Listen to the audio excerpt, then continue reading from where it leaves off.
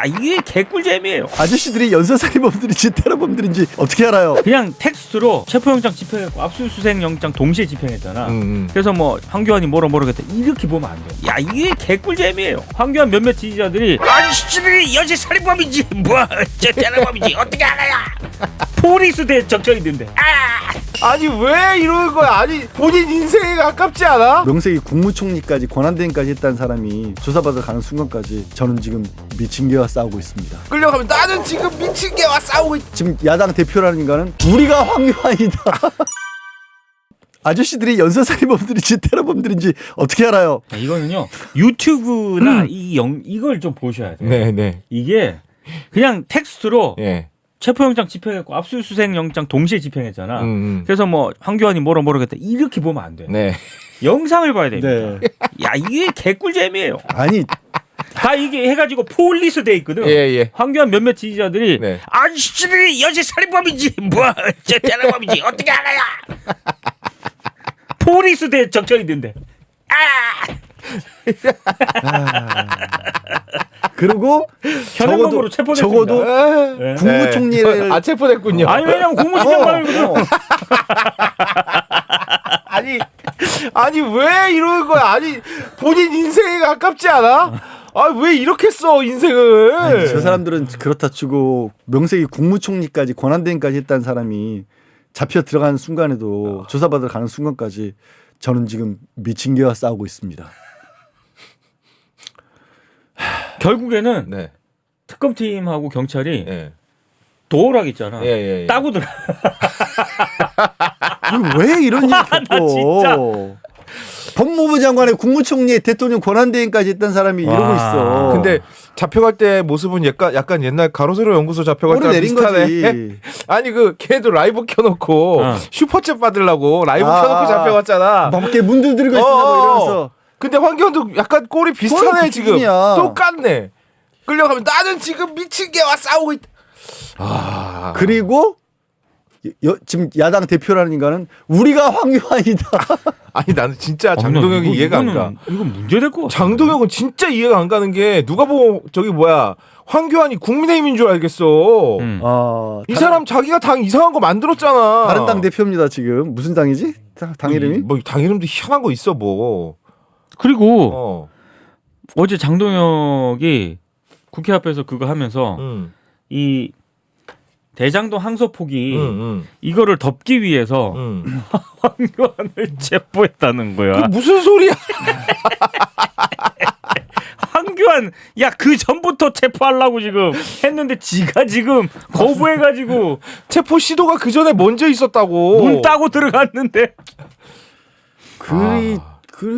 진짜 아니 장동혁은 나는 약간 이런 행동들이 실제적으로 이해가 안 가는데 이 장동혁이가 여기에 우리가 황교안이다라고 해서 지가 얻을 이득이 뭐가 있어?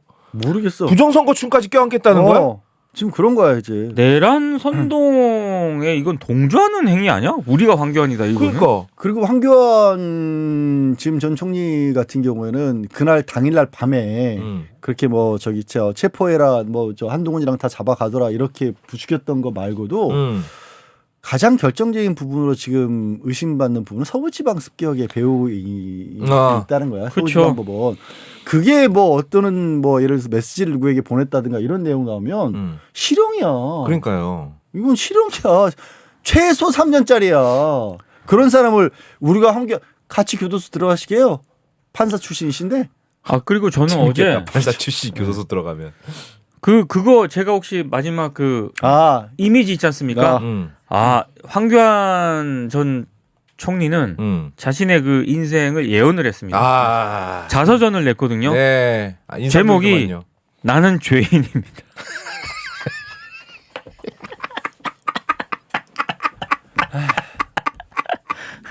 그 옆에 구치소 지을 때 이렇게 따뜻하면 안 된다고 오마이뉴스에서 그 에디터 초이스 이런 거 하거든요. 황교안이 저런 얘기를 했나 봐요. 이런 게 좀 돌아다니더라고. 이렇게 따뜻하게 구치소 지으면 안 된다. 좀 추워야 반성도 하지.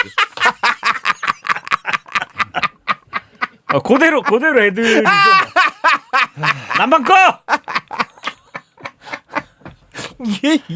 아니 이제 이 아저씨는 어느 순간부터 이렇게 정신줄을 놨지? 이게 뭐 아니 진짜. 아니 원래 집에 돈이 별로 없는 사람이야?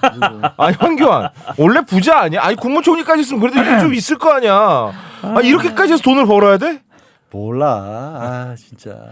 있는 사람이 원래 다 한다고 하잖아. 네. 근데 돈이 없을 법도 해요. 왜냐면 법무부 장관 지내고 뭐 정관 예우 받을 틈도 없이 정치권으로 뛰어들어가지고. 아 정치권에서 또 돈을 썼구나 지가. 썼지.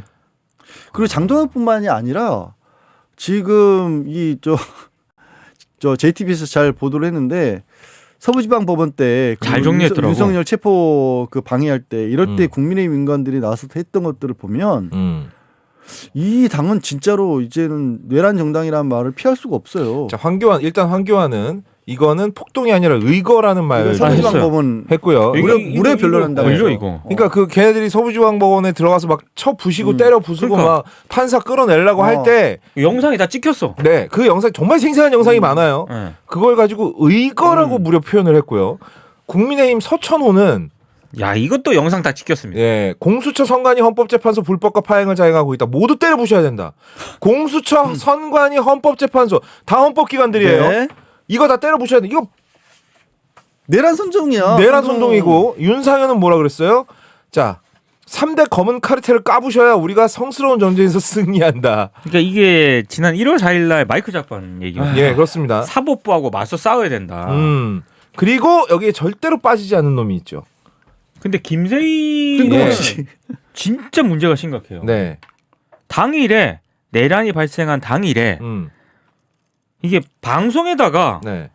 계엄군은 지금 즉각 모두 다 국회에서 집결해서 저 쓰레기들 계엄령을 어긴 범죄자들 즉각 다 체포하길 바란다. 김세희가 한 말입니다. 12월 3일 당일에 내란 일으켰을 때 그게 네. 이 얘기를 했고 그리고 3일 뒤에 12월 6일 12월 6일에 토요일 혹은 일요일에 제2차 비상계엄 합시다. 자기가 계엄사령관 하겠다고. 미친놈아 너를 왜 계엄사령관을 시켰냐. 그러니까 이게 지금 어. 황교안이 지금 체포됐잖아. 그렇죠. 이게 같은 기준을 적용하면 똑같이 다. 김세희도 잡혀가야 되고요. 똑같이 윤상현 적용해야 서천호도 잡혀가야 돼요. 그리고 정광훈. 정광훈. 아 이건 뭐 이제 정말 조금 있으면 저기 피의자로 경찰 조사 받습니다. 아 드디어 제발 좀. 아. 왜 이렇게 늦게 가는 거야? 왜 너무 정광훈 늦어. 시계만 늦게 가 왜? 어쨌든 정광훈도 뭐 그런 얘기했죠. 우리는 서울구치소로 들어가서 강제로라도 국민저항권을 발동해서 대통령을 모시고 나와야 된다. 서부지법 광화문 집회를 하는데 네. 서부집으로 가자고 선동을 직접적으로 해댄 주인공입니다. 그렇습니다. 우리는 바로 공육동으로 이동을 하려고 합니다라고 네. 했던. 진짜 얼척이 없어요. 그러니까 아니, 제2의 황교안이죠, 다들. 이게 뭐 SNS나 유튜브 시대의 폐해인데 이거 전부 영상으로 남아 있어요. 그럼요. 사실관계를 확인할 필요가 없어요. 네. 영상이 남아 있거든요. 한덕수가 국무회의 총리할 때 만찬을 가졌답니다. 나 진짜 세 번을 가졌는데요. 쌍욕이 1인당 밥값이 49만 원 나왔답니다. 제가 봤을 때 이 한국의 고위 관료들 있지 않습니까? 아... 기본적으로 업추비라든가 뭐 이런 걸로 생활을 많이 하잖아요. 그렇죠. 이 안 돼요, 진짜. 이 진짜 업무 추진비로 이런 인생을 산 거야, 한덕수는. 일평생을 이렇게 일평생을 이렇게 산 거야. 지돈 1원도 안 쓰고 산 거예요. 근데 또 밥값은 왜 이렇게 비싼 데서 처먹었어 이 새끼는. 아니 이게 뭐 어디서 시켰냐면 5성급 호텔 케이터링 서비스라. 아이고 5성급 호텔에서 나와서 음식을 해줬다는 케이터링 거죠. 서비스. 예. 야. 삼청동 공관 등에서 윤석열 정부 국무위원들하고 3번 만찬을 가졌대요. 근데 3번 만찬 어떻게 1,557만 원이 들어? 그러니까 밥 3번 먹었는데 1,557만 원. 한 번 먹을 때마다 500만 원씩 쓴 거야. 한 500만 원 쓴 거예요, 진짜. 와, 우리 저 대한뉴스 식구들 다 중국집 데려가서 내가 탕수육이랑 짜장면 샀잖아. 그냥 10만 원 나왔거든. 그럼 우리는 1,500만 원 쓰려면 몇 번을 가서 먹어야 되는 거야? 아니 그러니까 150번? 150번. 한덕수가 총리니까 예. 총리면 다 이랬느냐? 아니에요. 아니에요. 비교를 해보니까 네. 비교가 안 돼요. 음. 전임 총리들은 진짜로 얼마 안 썼더라고. 정세균 총리. 1인당 6만 원. 이야. 만찬 간담회.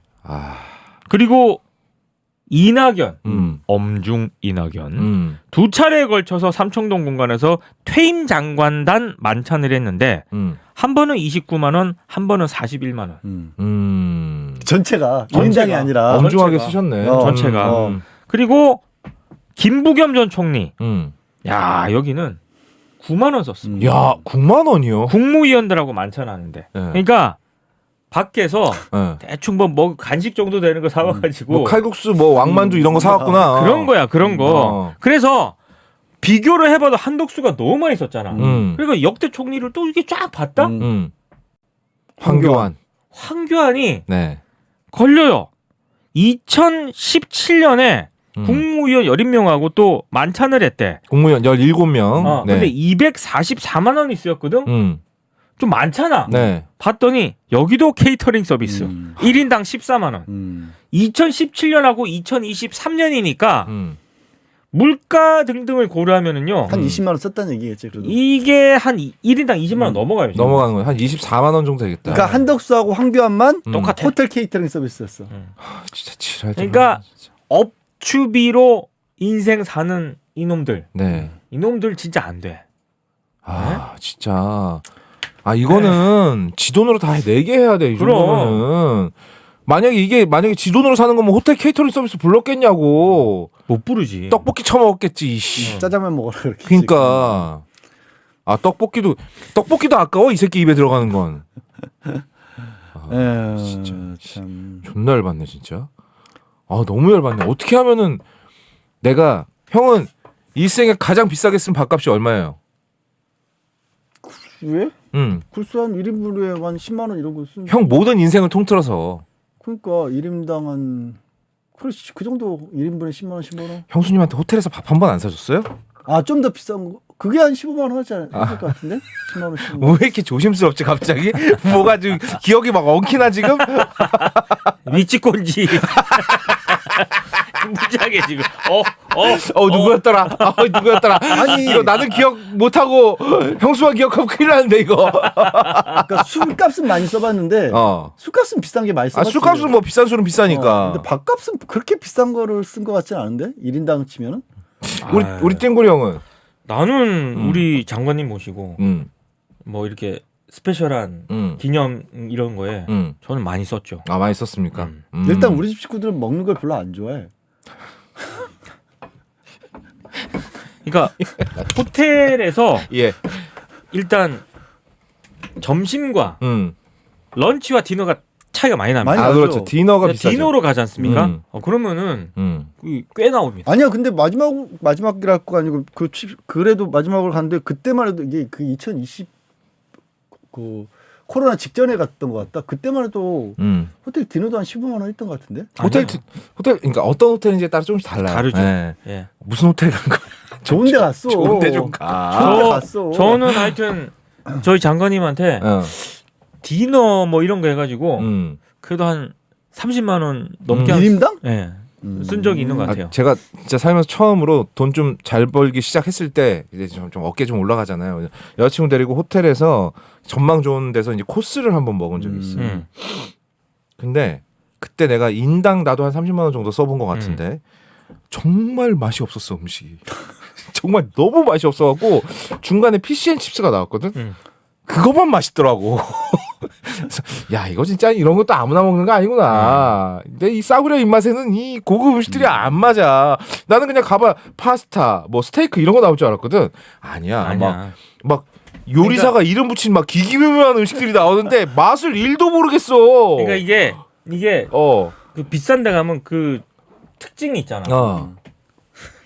그릇은 이만한데. 그릇은 근데 중간에 있네. 근데 그게 여러 개가 나와요. 그렇지. 그래서 음식 가장자리는 음식 집기도 힘들어. 한참 가야 돼. 그래서 장관님 모시고 이렇게 네. 먹잖아. 처음에는 계속 들어오니까 그러다가 이제 가지고 가고 또 다음 거 들어오잖아요. 그러면은 요렇게 뭐 몇 차례나 들어올래? 계속 이따만한데 애매하게 계속 들어오잖아. 그릇은 쟁반짜장 같은 그릇. 그거 왜 그러는 거야? 그냥 요만한 데다 주면 돼. 이따만한 데다가 애매하게 왜 그러는 거야 대체? 이게 일반인들의 시각이고. 야 한덕수 이 새끼야. 지금 한덕수가 한 끼에 1,700원짜리 먹나요? 아이고. 얘는 진짜 인생을 거의 뭐 이렇게 살았네 보니까. 김현장 카드로 쓰고 맨날. 김현장 카드 쓰고 세금으로 말이야. 만찬하면서 밥 처먹고 참나, 씨.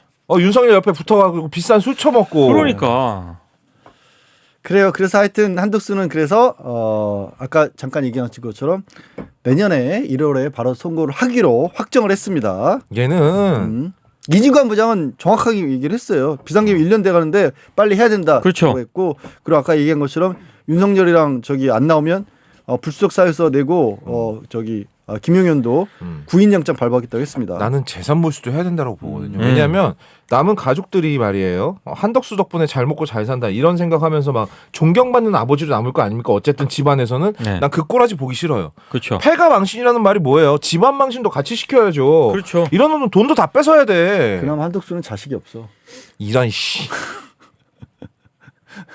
아니 지금 그 종로인가 어디 살고 있는 그 집 맞네. 그 한덕수 자식 없네. 집과 관련해서도 미국에 뭐 그런 얘기 있지 않습니까? 네, 맞아요. 네, 그거도 제가 봤을 때 진짜 뭐 미국 회사에서 뭐 문제지고 뭐 이런 거. 그러니까 저는 이것도 다 조사해봐야 됩니다. 네.